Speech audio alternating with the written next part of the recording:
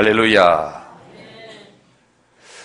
이번 주간은 성탄절이 있는 성탄주간입니다.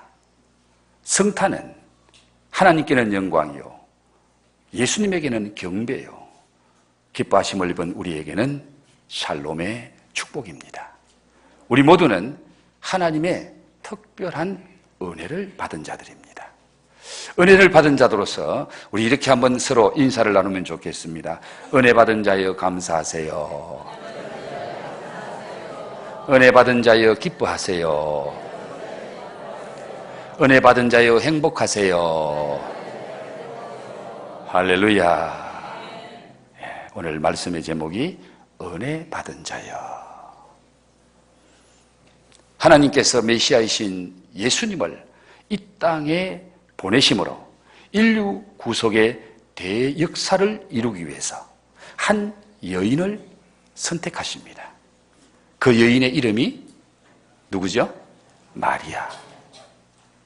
하나님께서 선택한 마리아를 통해 어떻게 구주이신 아기 예수를 이 땅에 태어나게 하시는지 그 과정을 살펴보면서 함께 은혜를 받고 성탄의 기쁨도 함께 누리기를 소원합니다.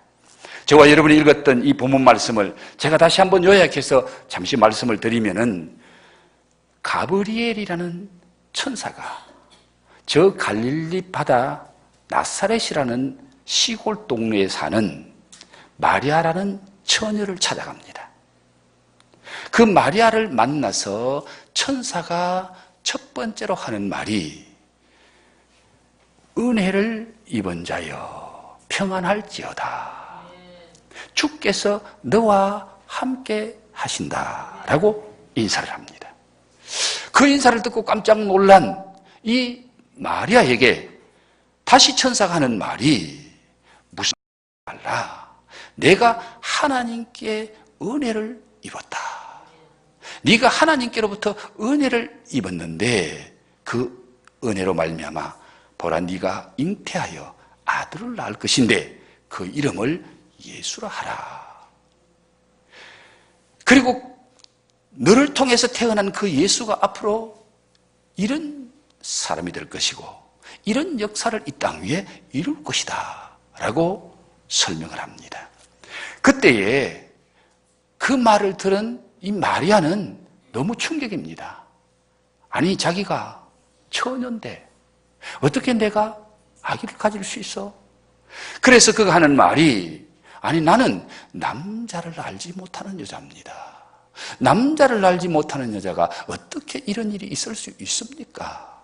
하고 반문을 했더니 그 천사가 하는 말이, 성령이 내게 임하시고 지극히 높으신 능력이 너를 덮으리니 이러므로 나실 바 거룩한 이는 하나님의 아들이라 일컬어지리라. 성령이 네게 임하고 하나님의 능력이 너를 덮으면은 네가 알지 못하는 일, 우리가 생각하지 못하는 일, 자연적인 세계에서 일어날 수 없는 일, 그 초자연적인 역사, 하나님만이 하실 수 있는 일이 너에게 일어난다. 그렇게 말씀한 거예요. 그러시면서 이 천사가 하는 말이, 대저 하나님의 모든 말씀은 능하지 못하심이 없느니라. 하나님이 하신 말씀은 무슨 말씀이든지 그 말씀대로 된다라고 마리아에게 말합니다. 그 말을 들었던 이 마리아가 천사에게 화답하는 말이 오늘 본문 마지막 절이지요. 다 같이 한번 읽어볼까요? 마리아가 이르되 주의 여종이 오니 말씀대로 내게 이루어지이다 하며 천사가 떠나가니라. 주의 여종이 오니 말씀대로 내게 이루어지이다. 이것이 마리아의 대답입니다. 하나님께서 마리아를 선택하시고 특별한 은혜를 받고 특별한 은혜를 입혀주신 이유가 무엇입니까? 하나님이 무엇 때문에 마리아라는 여자를 선택하시고 그에게 새로운 은혜, 다른 사람이 입지 않는 그런 은혜를 입혀주신 목적이 무엇이고 무슨 일을 하시려고 하나님이 그렇게 하셨느냐? 그 대답이 오늘 성경 말씀에 보면은 세상의 구주이신 예수님을 이 땅에 보내시는 통로로 사용하시기 위해서인 것을 말씀하고 있습니다. 성경에 보면은 임마누엘이라는 말이 나오고 예수라는 말이 나옵니다. 마태복음 1장에 보면은 오늘 똑같은 이 사건인데 천사가 요셉에게 말합니다. 오늘은 마리아에게 말했고요. 마태복음에서는 요셉에게 말해요. 요셉에게 말하면서 네 아내가 아기를 가졌는데 성령으로 잉태했다. 네 아내 데려오기를 주저하지 말라.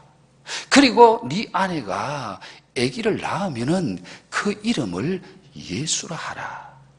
그 이름을 예수라 하라.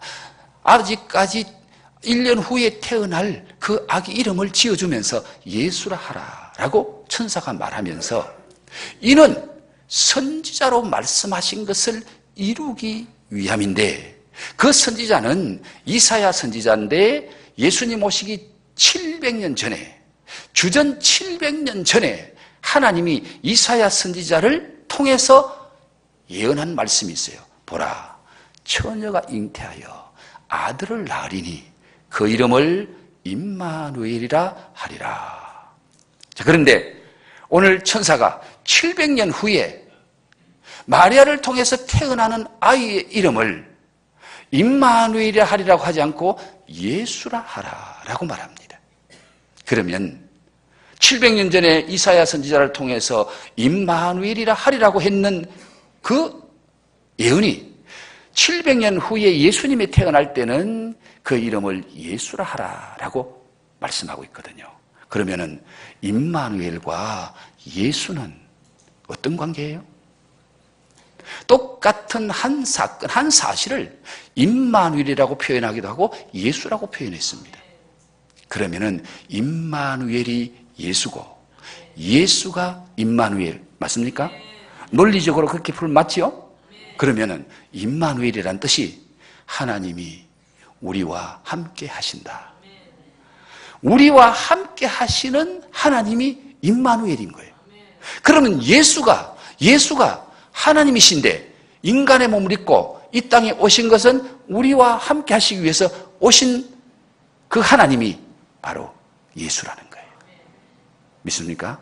그래서 하나님이 인간과 함께 하려고 인간의 몸을 입고 인간에게 찾아온 그분의 이름이 예수라는 거예요.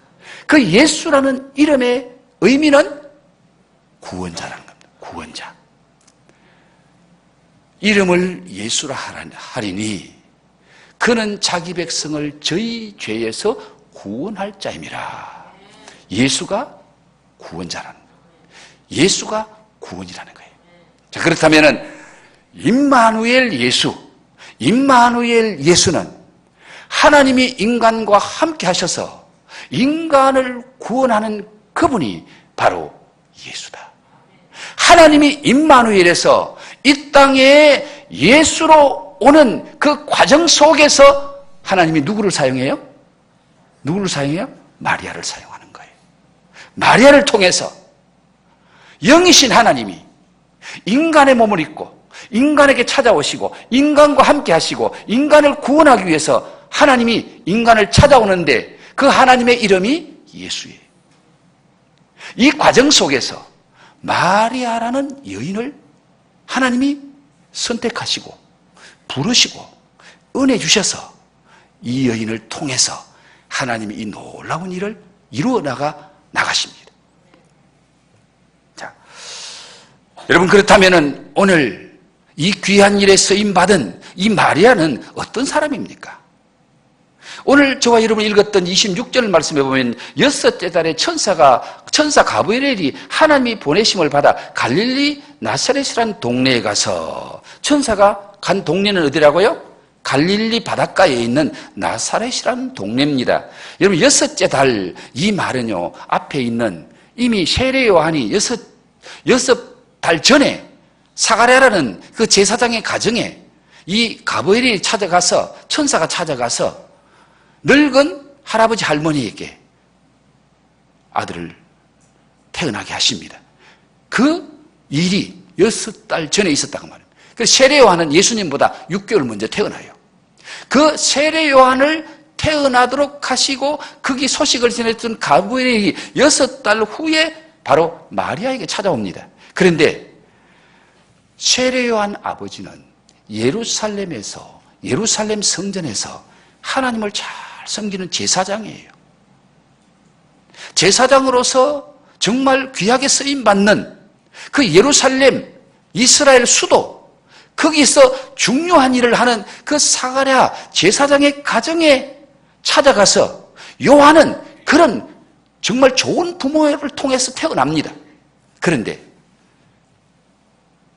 이 가브리엘이 찾아간 갈릴리 바닷가의 나사렛이란 동네는 정말 그 당시에 이름 없는 동네, 사람들이 잘 모르는 시골촌 동네, 거기에 한 여인을 만나려고 천사가 찾아가는 거예요. 그렇다면은 이 여인은 그 당시 사회적으로 별 볼 일 없는 그런 평범한 사람 중에 한 사람이었다는 거죠. 이름도 없고 뭐 가문도 좋은 가문이 아니고 그런 마리아를, 시골 동네에 사는 이름 없는 한 처녀 마리아를 천사가 찾아갔습니다. 천사가 찾아간 사람은 지체있는 집안의 규수도 아니고 왕가의 공주도 아니었습니다. 기왕이면 왕과의 공주를 택해서 예수님이 공주의 몸을 빌려서 태어났다면 예수님이 어디서 태어났을까요? 왕궁에서 태어나고, 태어나면서부터 특별하게 태어나고 특별한 사람들로부터 귀함받고 존경받는 그런 예수님이 됐을 텐데, 이 시골 동네에 정말 평범한 한 여인을 통해서 예수님이 태어나니까 예수님은 낮고 천한 자리에서 태어날 수밖에 없는 그런 과정이었습니다. 그런데 하나님께서 왜 이런 마리아를 선택했을까? 왜 이런 마리아에게 이런 은혜를 베푸셨을까? 우리가 한번 생각해 보지 않을 수 없잖아요. 이것은 하나님의 의도가 있습니다. 뜻이 있습니다. 마리아를 통하여 모든 것이 하나님의 은혜임을 나타내기 위해서 자랑할 것이 없는 마리아, 내놓을 것이 없는 마리아, 세상 사람들로부터 인정받을 것이 없는 마리아, 지극히 평범한 그 마리아를 통해서 하나님께서 이 귀한 일, 인류 역사를 바꾸는 일, 이 일을 함으로 말미암아 이 모든 일이 하나님이 하셨구나, 하나님이 하셨구나, 하나님이 역사하셨구나, 그걸 나타내 보여주기 위해서 이름도 없고 명예도 없는 정말 평범한 한 여자 마리아를 하나님이 부르셨다는 것을 오늘 성경을 통해서 보게 됩니다. 여러분, 이 말씀을 생각하다가 보니까 제가 기도원이 생각나더라고요. 기도원 사사기 6장에 보면은 천사가 기도원을 찾아갑니다. 기도원에게 하는 말이, 큰 용사여, 여호와께서 너와 함께 계시도다. 그 당시에 유다가 미디안이라는 나라의 지배를 받습니다. 농사를 지어놓으면은 추수할 때가 되면은 미디안 사람들이 올라와서, 군대가 올라와서 그들이 1년 내내 수고하고 농사 지어놓은 그 곡식들을 다 뺏어가 버립니다. 그렇게 시달리는 그때에 이 기드온이라는 사람은요, 밤에 몰래 가서 밭에서 곡식을 거두어 와가지고, 그리고 바깥에서 넓은 마당에서 타작하면은 원수들이 와서 다 뺏어가기 때문에 포도즙을 짜는 그런 조그마한 실내, 흙간 같은 데 들어가서 아무도 모르게 숨어서 지금 곡식을 떨어요. 탈곡을 해요. 그런 그 자리에 천사가 찾아와서 하는 말이 용사여, 큰 용사여, 하나님께서 너와 함께 계시도다. 정말 이 기도원은 그 사사기 6장에 보면 기도원의 족보가 쭉 나옵니다. 자기 아버지 집도 별 볼 일 없고 그 집안에서 제일 약하고 빈약한 그 집안에 태어난 아들이 기도원이고, 이 기도원은 겁쟁이라서 밤에 몰래 추수하고 다른 사람 보는 데서 타작도 못하는 그런 겁쟁이인데 천사가 와서 하는 말이 큰 용사여, 여호와께서 너와 함께 하신도다. 결론적으로 말씀드리면은 이 기도원이 300명의 용사를 거느리고 미디안 군대 12만 명을 깨부숩니다. 보잘것없는 기도원, 연약한 기도원이지만은 하나님이 함께 하시니까, 하나님의 능력 장중에 붙잡힌 바 되니까, 하나님이 사용하니까 능력 있는 큰 용사로 쓰임 받더라는 거예요. 사랑하는 성도 여러분, 지금도 하나님은 가난한 자, 낮은 자, 연약한 자, 별 볼 일 없는 자, 그런 자를 택하시고 그런 자에게 은혜 주셔서 하나님의 큰 역사를 이루어 나가는 줄 믿습니다. 우리 또한 마리아 못지않은 은혜를 받은 자들입니다. 에베소 2장 8절에 너희가 그 은혜로 인하여 믿음으로 말미암아 구원을 얻었나니 이것이 너희에게서 난 것이 아니요 하나님의 선물이라. 은혜로 구원받았는데 이게 하나님의 선물이라는 거예요. 내가 내 노력으로 구원받은 게 아니고, 그러니까 오늘 예수 믿고 구원받은 여러분들은 하나님의 특별한 은혜를 입은 자들인 줄 믿습니다. 하나님이 특별히 여러분에게 은혜 베푸신 줄 믿습니다. 하나님의 은혜가 있지 않으면 절대로 예수 못 믿고요, 절대로 구원 못 받습니다. 하나님의 은혜로 너희가 구원을 받았는데 그것이 하나님의 선물이라. 하나님의 은혜로 구원받은 자에게 하나님께서 성령을 보내주셨어요. 마리아에게 성령이 너에게 임하고 하나님의 능력이 너를 덮으리니, 하나님은 택한 백성, 은혜 준 자에게, 하나님께로부터 은혜 받은 자에게 누구를 보내주신다고? 성령. 우리에게 이미 성령 보내주신 줄 믿습니다. 성령이 함께 하시는 줄 믿습니다. 그 성령은 하나님의 능력으로 역사하는 영입니다. 그분이 함께 하시면, 성령이 함께 하시면은 하나님은 세상을 바꾸는 기적 같은 역사도 이루시는 줄 믿습니다. 그러므로 은혜 받은 자, 하나님이 함께 하시면 큰 역사의 축복의 통로로, 은혜의 통로로, 구원의 통로로 쓰임받게 되는 줄 믿습니다. 은혜가 최고입니다. 은혜가 복 중의 복입니다.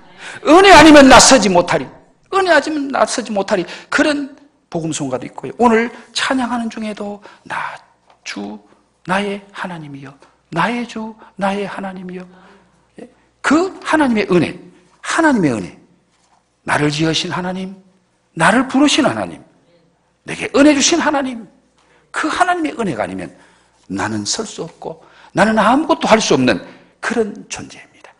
그러나 우리 하나님 은혜 주셨기에 은혜가 최고로 큰 복입니다. 이미 여러분은 그런 복을 받은 자인 줄 믿습니다. 그런 은혜 입은 자들인 줄 믿습니다.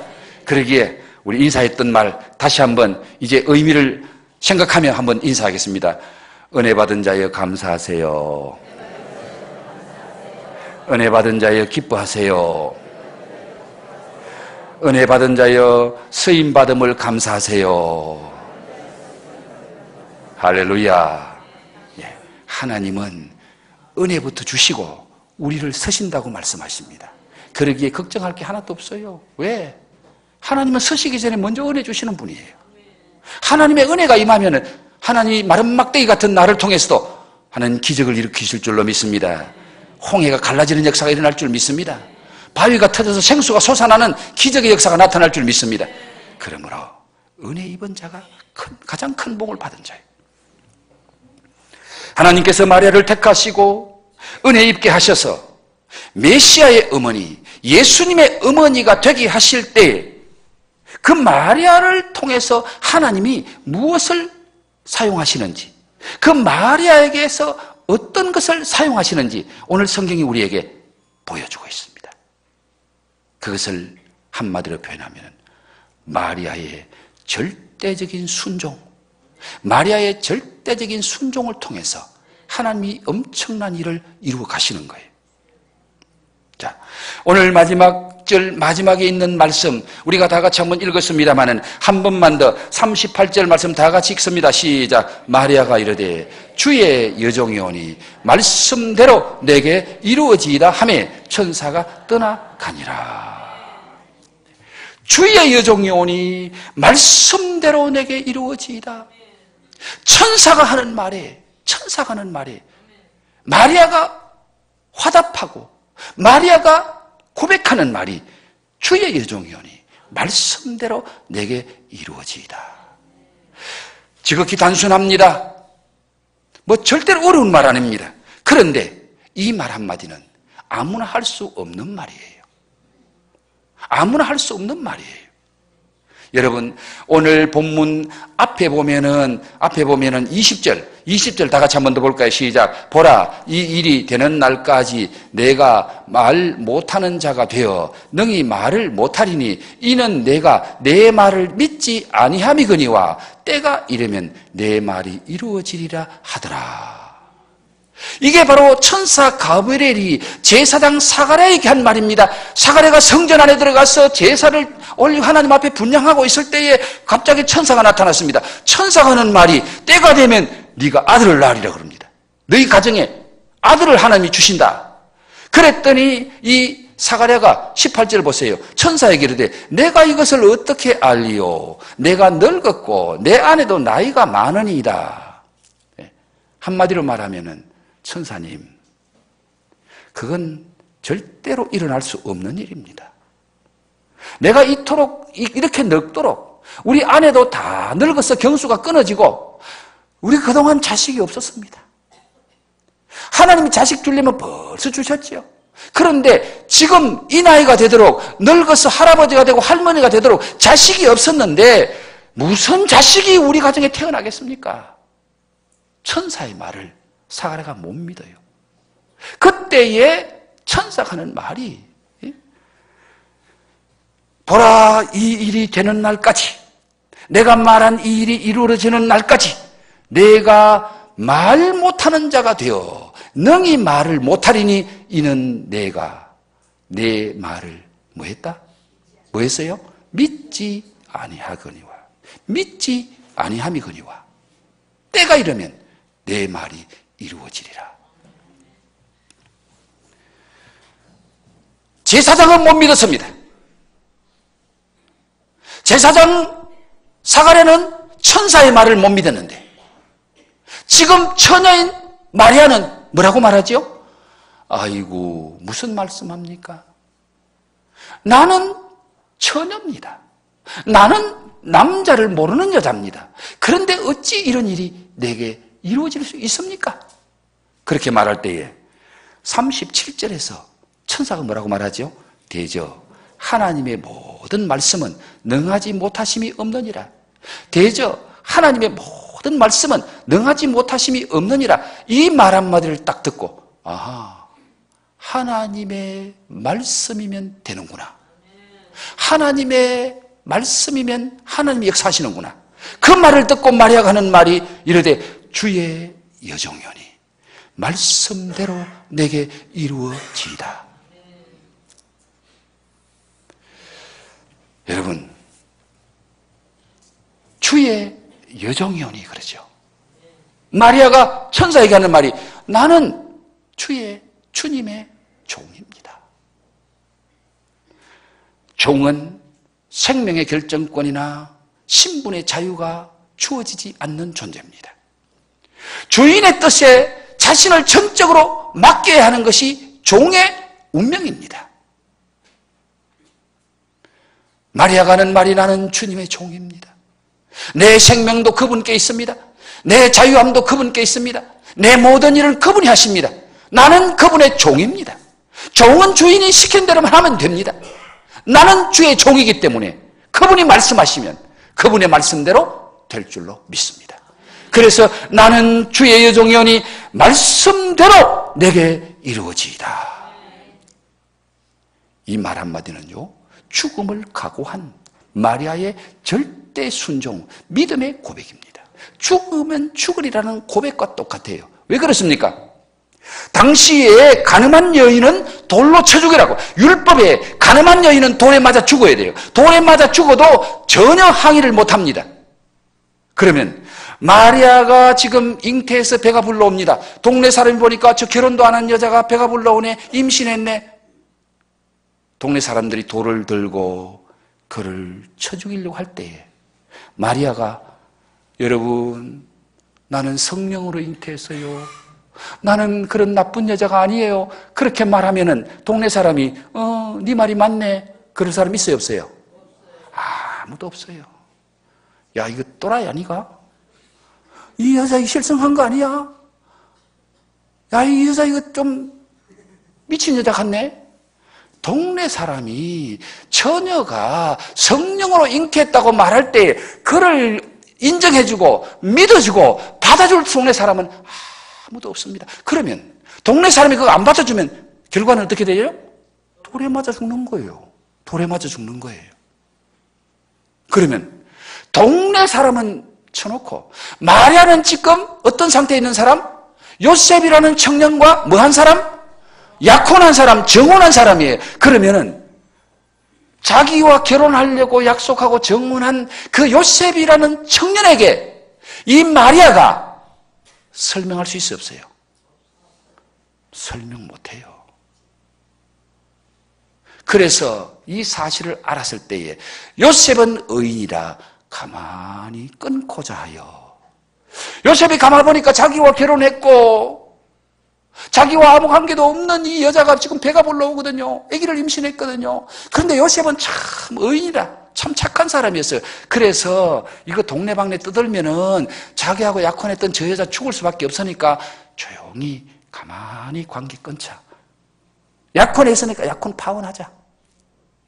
그렇게 할 때에, 그렇게 생각하고 있을 때에 천사 가브리엘이 요셉에게 찾아가서, 요셉아, 네 아내 될 사람이 잉태한 것은 성령으로 된 거야. 하나님이 그렇게 하신 거야. 천사가 설득시켜주고, 천사가 이해하도록 만들어주고, 천사가 믿도록 만들어주는 거예요. 마리아는 할 수 없어요. 그러니까 오늘 이 마리아가 나는 주의 종이오니 말씀대로 내게 이루어지이다, 이 말은 생명을 건 말이에요. 내가 잉태해서 아기를 낳다가 동네 사람에게 맞아 죽어도 좋습니다. 그리고 나와 정혼한 그 청년으로부터 버림받아도 좋습니다. 주님의 말씀이기 때문에 주님의 말씀대로 되기를 원합니다. 이게 오늘 이 마리아의 고백입니다. 마리아의 순종입니다. 오늘 또 하나님의 말씀은 믿고 순종하는 자를 통해서 성취되고 이루어집니다. 오늘 37절에 천사가 하는 말처럼 대저 하나님의 모든 말씀은 능하지 못하심이 없느니라. 그러나 불신자를 통해서는 이런 역사가 일어나지 않습니다. 하나님의 말씀을 믿음으로 받아들이고 순종하는 자를 통해서 하나님이 역사하시는 줄 믿습니다. 하나님은 마리아를 은혜로 선택하시고 은혜를 입게 하셨습니다. 그 은혜 앞에서 마리아는 자신은 주의 여종입니다. 자신은 나는 당신의 종입니다. 자기를 낮추며 순종합니다. 그녀는 결코 아이를 낳을 수 없다고 결론을 내리지 않고 하나님이 초자연적인 능력에 자신의 몸을 맡깁니다. 마리아는 천사 가브리엘이 전해준 그 말씀을 도무지 이해할 수는 없습니다. 마리아 자신도 이해가 돼서 믿는 건 아니에요.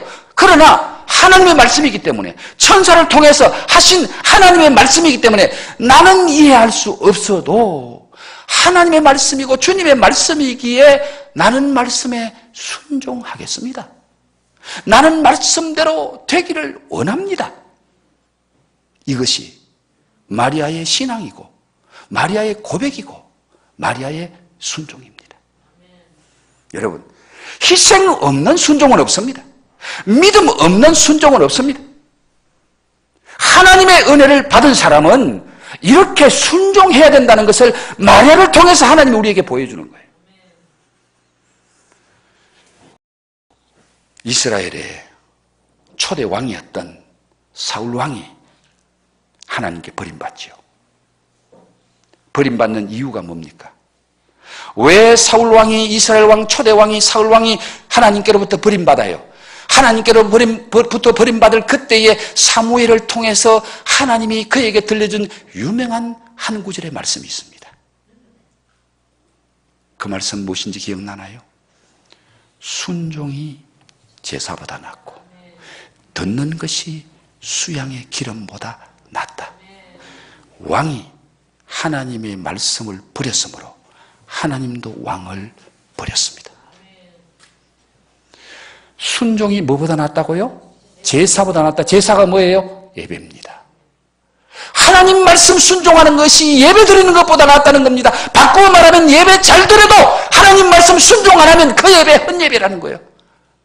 그 예배 헛제사가 아니고 헛예배, 허당이에요. 하나님 말씀 순종하지 않으면서 예배 멋있게 드려도, 찬양 멋있게 해도 허당이에요. 허당. 듣는 것이 수양의 기름보다 낫다. 수양의 기름은 최고의 제물을 말합니다. 구약시대 때 하나님 앞에 예배할 때는 반드시 제물을 가지고 와서 제물을 바치며 예배했는데, 수양의 기름, 최고의 좋은 제물을 가지고 하나님 앞에 드려도 하나님 말씀 듣는 것이 그것보다 낫다. 지금 말하면 최선을 다해서 하나님 앞에 헌금을 드립니다. 정말 최선을 다해서 하나님 앞에 헌금을 드려도 하나님 말씀 듣지 않고 드리는 헌금 아무 의미 없다. 그래서 왕이 하나님 말씀 불순종하고 하나님 말씀 버렸기 때문에 하나님도 당신을 버렸습니다.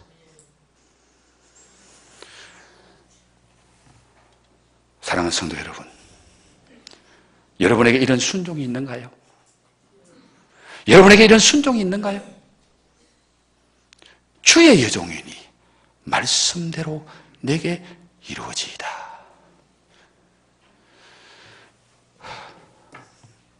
지난 목요일 날 파주에 있는 어떤 목사님의 아버님이 소천을 하셨어요. 그래서 우리 목사님들이 상문을 갔는데, 상문을 갔다가 거기에 목사님들이 모여서 같이 교제를 하면서 어떤 목사님이 그래요. 야, 연말이 없었으면 좋겠다. 왜 똑같은 날인데, 똑같이 진행된 날인데 연말이 있고 새해를 만들어서 이렇게 힘들게 하는지 모르겠다.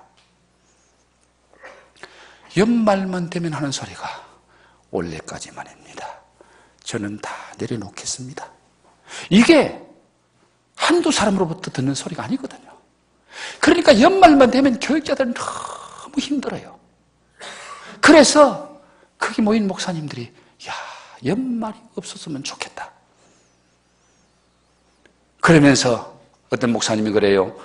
세상에는 연말이 되면 직장으로부터 명퇴해라, 잘릴까봐, 그 직장 못 나오게 할까봐 세상 사람들은 연말이 되면 긴장해서 그 직장 안 잘리려고, 그 직장 붙어 있으려고 막 긴장해서 있는데, 교회는 연말만 되면 원래까지입니다. 내년에는 다 내려놓겠습니다. 이게 교회에서 하는 말이거든요. 그때에 한 목사님이 말합니다. 왜 그런지 아세요? 왜 그런데요? 문제는 돈입니다. 그래요. 직장에는 돈 주기 때문에 생명 걸고 그 직장 사수하려고 하는 거예요. 그 직장 안 잘리려고 하는 거예요. 그런데 성도들이 하나님의 은혜다, 하나님 앞에 봉사하고 충성하면 하나님이 상급 준다, 천국에 가면 영광이 있다, 그거 다 돈보다 못합니다. 그거 다 금송아지보다 못합니다. 그 말을 들으니까 저절로 고개가 끄덕끄덕해지는 거예요. 하나님의 말씀도 하나님의 뜻도 천국의 어떤 영광도 상급도 오늘 내 앞에 있는 돈보다 못하다는 거예요. 돈보다 못하다는 거예요. 돈 때문에 직장은 안 잘리려고 그렇게 발부동치는데, 하나님의 은혜로 구원받고 하나님의 교회를 섬기는 일에는 헌신짝 내버리듯이 버립니다. 올해까지입니다. 나 신짝 신벗었어요. 이게 오늘 교회 안의 형태예요.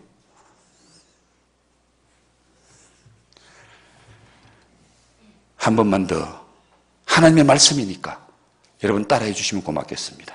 주의 종이 오니 말씀대로 내게 이루어지이다. 주의 종이 오니 말씀대로 내게 이루어지이다.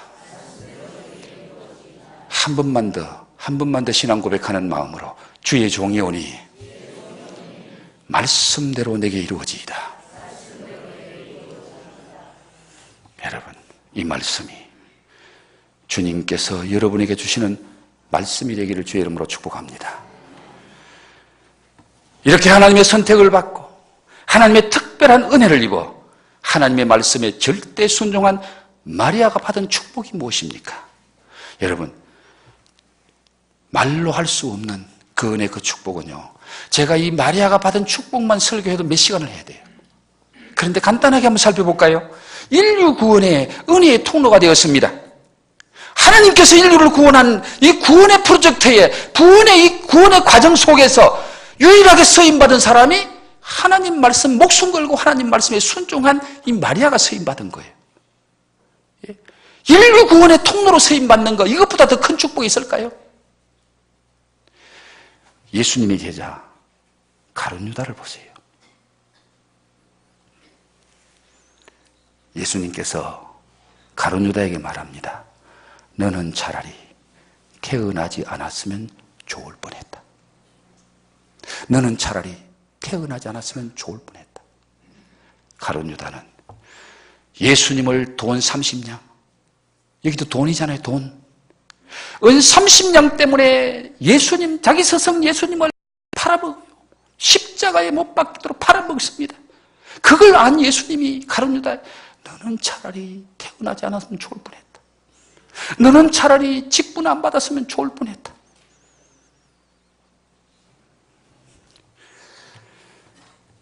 그리고 오늘 본문 말씀 읽지 않았습니다. 넘어가서 42절 보세요. 42절 함께 읽어볼까요? 큰 소리로 불러 이르되 여자 중에 내가 복이 있으며 내 태중의 아이도 복이 있도다. 예? 엘리사벳이 마리아가 자기 집에 오는 것을 보고, 그 마리아가 자기 집에 오는 것을 보고, 이 엘리사벳은 성령이 충만해요. 세례 요한의 어머니입니다. 그래서 41절에 엘리사벳이 성령의 충만함을 받아 큰 소리로 불러 이르되 여자 중에 내가 복이 있다. 마리아가 이제 천사의 말을 듣고 자기 친척 엘리사벳의 집에 갑니다. 벌써 엘리사벳은 알아요. 여자 중에 네가 복이 있다. 45절 볼래요? 45절 시작. 주께서 하신 말씀이 반드시 이루어지리라 하고 믿은 그 여자에게 복이 있도다. 믿은 그 여자에게 복이 있도다. 48절 볼까요? 48절 시작. 그의 여종의 비천함을 돌아보셨습니다. 보라, 이제 후로는 만세에 나를 복이 있다 일컬으리로다. 만세에, 오고 오는 세대에 나를 복이 있다 일컬으리로다. 여자 중에 네가 복이 있다. 이 세상에 태어난 모든 여자들 다 합해도 네같이 복받은 여자 없어. 네같이 복받은 여자 없어. 너는 모든 여자들 중에 최고로 복받은 자야. 모든 여자들이 복받은 거 다 합해도 네가 받은 복보다 못해? 성경이 그렇게 말하잖아요. 여자 중에서 네가 최고의 복을 받았다는 거예요. 인간이 누릴 수 있는 최고의 복, 최고의 영광, 최고의 축복을 하나님은 생명 걸고 순종하는 마리아에게 주시는 거예요. 그리고 모든 세대의 사람들에게 복받은 여자로 불려집니다. 48절이 그 말이에요. 그의 여종의 비천함을 돌아보셨습니다. 보라, 이제 후로는 만세에 나를 복이 있다 일컬으리로다. 예. 모든 세대에, 오고 오는 세대에 모든 후손들이, 하나님을 아는 자들이, 이야, 마리아가 복받은 자구나. 그래서 천주교에서는 마리아를 너무 높여가지고 마리아를 숭배해버려요. 마리아를 예수님보다 더 높일 정도로 마리아를 숭배하니까 그게 문제지. 마리아를 존경하는 것은 우리가 다 해야 됩니다. 마리아가 목숨 걸고 주님 말씀에 순종함으로 하나님께 쓰임받은 그 마리아, 그 말씀에 순종하는 마리아, 이 마리아를 우리가 존중해야 돼요. 존경해야 돼요. 숭배는 아니지만은 존경해야 됩니다. 오고 오는 세대에 후대로부터 너를 복이 있다, 나를 복이 있다 하리라. 나를 복이 있다 하리라.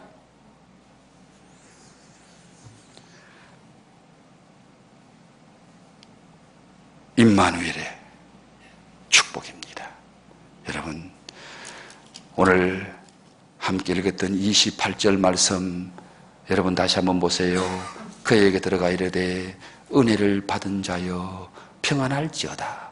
주께서 너와 함께 하시도다.